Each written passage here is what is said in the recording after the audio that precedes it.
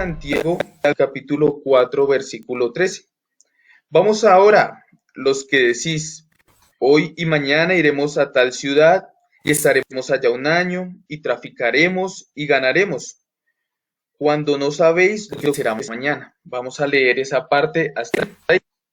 Entonces, esta porción nos habla de de aquellos planes que habían hecho las personas. Los incrédulos suelen hacer muchos planes de qué vamos a hacer en este tiempo, cómo lo haremos, se proyectan a largo plazo de cómo hacer una cosa o la otra, miran sus negocios. Y ahorita este tiempo que se ha convertido para ellos es en un tiempo de angustia, ¿sí? Para ellos ha sido un momento de incertidumbre, de preocupación, pero lo malo no es eso. Lo malo es ver al cristiano en la misma tónica que el incrédulo. Entonces, el cristiano en este momento hay muchos que se comportan de una manera similar. Tienen las mismas preocupaciones de su dinero, de no saber qué hacer porque no tienen dinero. Tal vez están cansados de estar en sus casas con sus familias. Entonces tienen un problema similar al que tiene el incrédulo. Están viviendo algo que pues para nosotros no debería aplicar en este caso. No deberíamos estar en la misma zozobra, en la misma duda, no deberíamos tener el mismo miedo que tiene todo el mundo. Entonces, para esto les quiero colocar unas preguntas para que ustedes las vayan meditando. Y es, una de ellas dice así: ¿acaso Dios nos ha dejado aguantar hambre?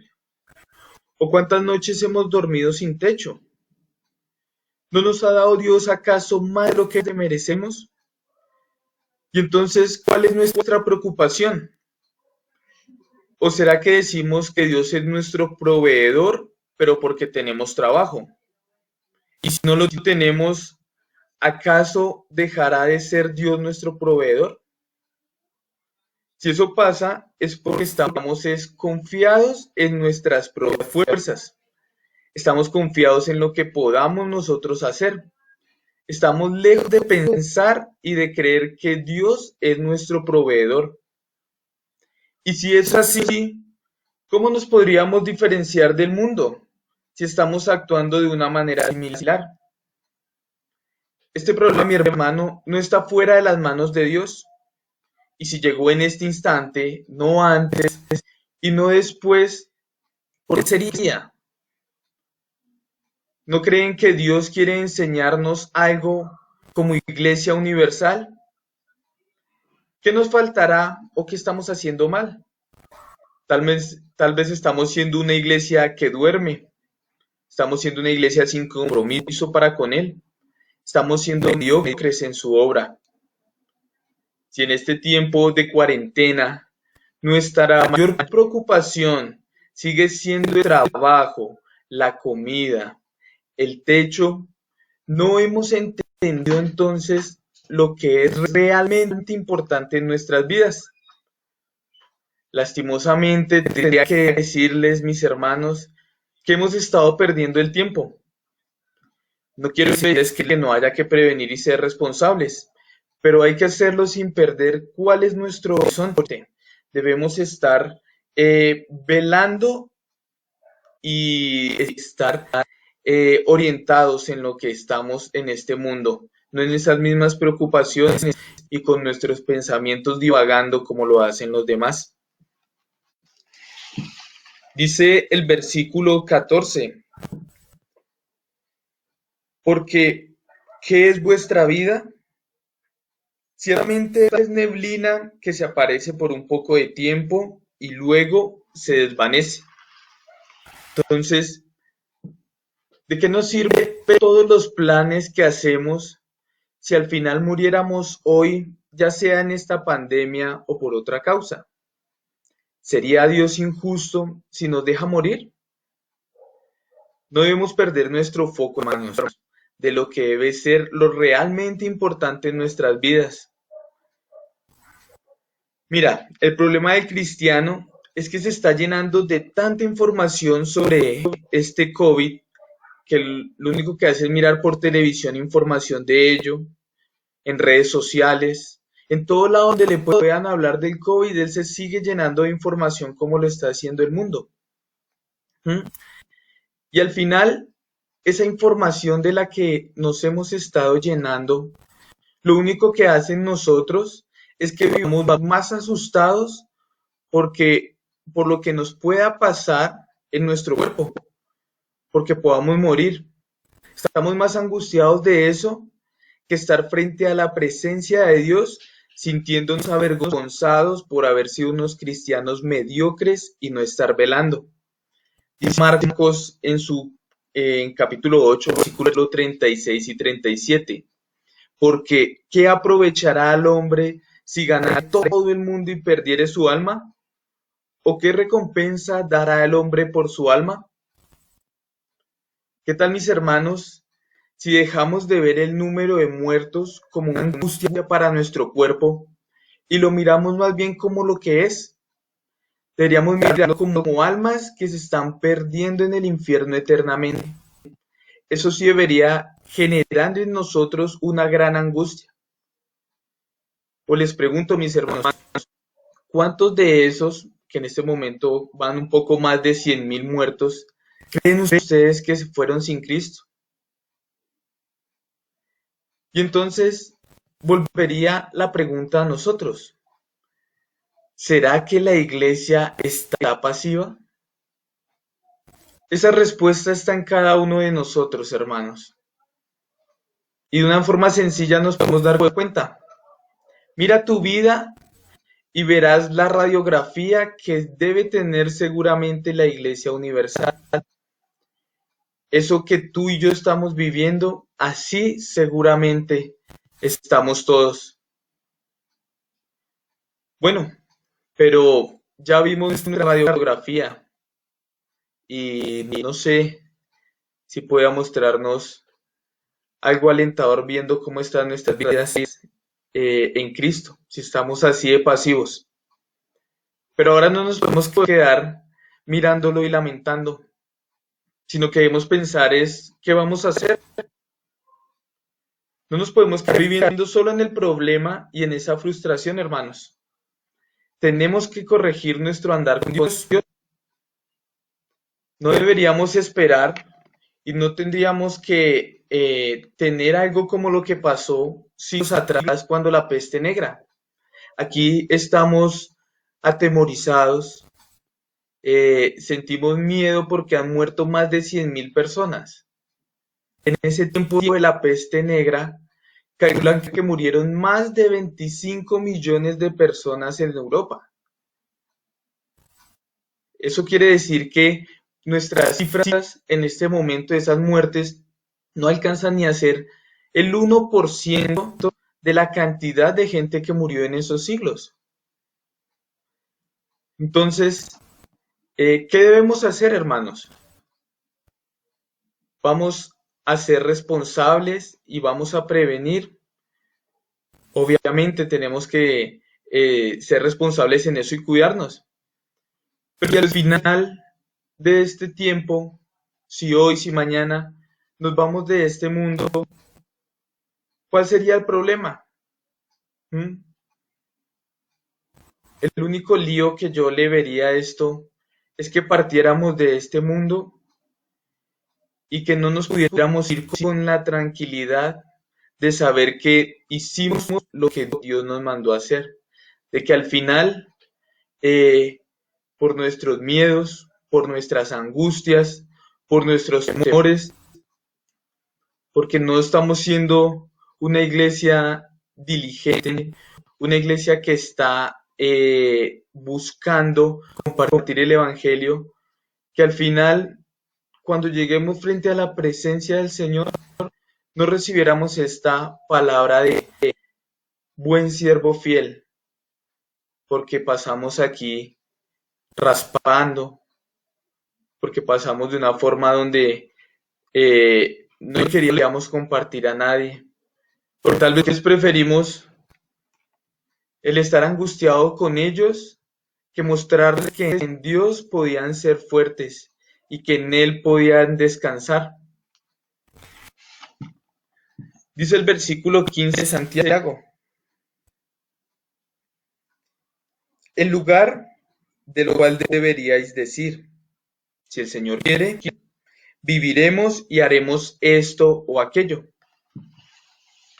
Creo que nos falta más hacer eso, y es colocar nuestro día a día en las manos de Dios. Seguramente si lo colocáramos día a día y en cada situación que vamos resolviendo en nuestras vidas, actuaríamos de una manera correcta y sin temor. Descansaríamos de no hacer planes al aire, de proyecciones que muchas veces pueden llegar a ser sin sentido, si al final terminan muriendo y ese no era el plan de Dios para tu vida. Pero al final, que sea lo que sea, sabiendo que si se cumplen nuestros planes, que sean en Dios, no que sea algo donde tengamos a Dios lejos, sigamos pensando en cómo lo vamos a hacer en nuestras fuerzas, sigamos pensando en que de aquí a un año vamos a hacer, a 2, 3, a dentro de 3 meses, porque no sabemos, pero que si algo de esto pasa, sea es para darle la gloria a Dios, no para hacer unas proyecciones vanas de nosotros y de nuestras vidas. Dice el versículo 16 y 17 de Santiago: pero ahora os jactáis en vuestras soberbias. Toda jactancia semejante es mala, y al que sabe hacer lo bueno y no lo hace, le es pecado. Aquí tenemos un llamado de atención. ¿Y por qué razones? Por este orgullo, por esa soberbia que muchas veces no permite que actuemos de forma adecuada. Muchas veces somos cristianos para juzgar a los demás, pero a la hora de comprometernos, de trabajar en la obra, de poner al servicio tus dones, al servicio de la iglesia tus dones, de orar más, de tener misericordia, de pedir perdón y de enseñar la palabra a los incrédulos, no somos capaces. O algo peor, decidimos a quién le enseñamos de la palabra y a quién no. Creemos que somos Dios para escoger quién debería conocer su palabra y quién no debería conocerla. Mi hermano, bajémonos de esa nube. Nosotros vivimos y somos salvos es por gracia, porque a Dios le plació. Porque si nos creemos mucho, les recuerdo que el Señor escogió fue de lo vil y de lo menospreciado. Y eso somos usted y yo. Así es, somos de lo peor. Así que cuando nos creamos más que los demás, recuerda de dónde te sacó Dios y de dónde me sacó a mí, de quiénes éramos.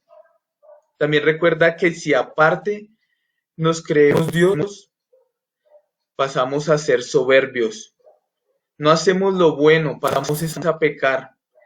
Y esto nos va a ser contado por malo.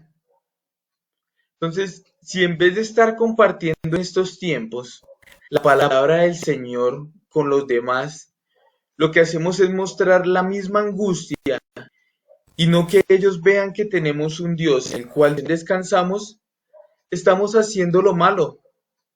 Porque si sabemos hacer lo bueno y no lo hacemos, eso nos es contado como malo. O sea que mi hermano, si así es, lo que estamos haciendo es pecar. Entonces, les quiero dejar 3 conclusiones. La primera es que si tú no lo has hecho antes, todavía tienes el tiempo para evaluar lo que estamos haciendo. Tenemos tiempo para corregir y para seguir fortaleciendo nuestra relación con Dios, que esa comunión con Él en estos tiempos no se vuelva más grande, que sea más alejada de Él, sino que por el contrario cree una comunión mayor, de que podamos ver que al final lo que necesita nuestras vidas y lo que necesita la demás gente es esa vida eterna, es ese descanso de nuestras almas. La segunda es que si alguien nos escucha, pero no está asistiendo a una iglesia, Dios le está regalando la oportunidad de que se arrepienta de su pecado y lo acepte como su Señor, de que está teniendo una oportunidad y que en Dios puede descansar sabiendo que Él tiene todo planeado. Y la tercera, hermanos, es que en este tiempo en casa, espero que podamos estar viendo la importancia de estar reunidos como iglesia, de compartir como hermanos, de estar en comunión, de estar allí reunidos de forma unánime. Por eso espero en Dios que cuando todo esto pase, y si ustedes están vivos o si yo estoy vivo, si estamos vivos, el primer domingo que nos volvamos a encontrar, lo hagamos con todo el amor y con todo el ánimo de volver a ver a nuestros hermanos. Pero si por el contrario, lo que esto hace es que sigamos llegando tarde, de que sigamos sin compromiso para con la iglesia, entonces no queda nada más que decirles, hermanos, y decirme que hemos perdido todo el tiempo en nuestras casas y que no entendimos que este tiempo en nuestro hogar debería mostrarnos también la importancia de la iglesia y el estar reunidos como hermanos allí de forma unánime, alabando y celebrando con Dios. Entonces, hermanos, espero que ni ustedes ni yo perdamos ese tiempo en estas semanas y que allí cuando volvamos lo podamos demostrar. Que Dios nos ayude a que cuando volvamos seamos unas personas en Cristo más comprometidas, que seamos unas personas más dependientes de Él, unas personas que aprendimos a confiar más en Él, saber que todo está bajo su control y su dominio, que no hay nada que a Él se le escape y que aún en estos tiempos Él nos ha mostrado que Él sigue siendo fiel para con nosotros. Así que no nos queda nada más que cuando volvamos y en estos tiempos estar trabajando en su obra. Debemos trabajar a tiempo y fuera de tiempo. Y este hace parte de ese tiempo en el que debemos estar compartiendo a otros la palabra y mostrándoles que el descanso de nosotros es porque tenemos a un Dios vivo, que sabemos que obra de manera perfecta y que si termina nuestra vida o que si continúa, es porque a Él le plació y en Él descansamos seguros.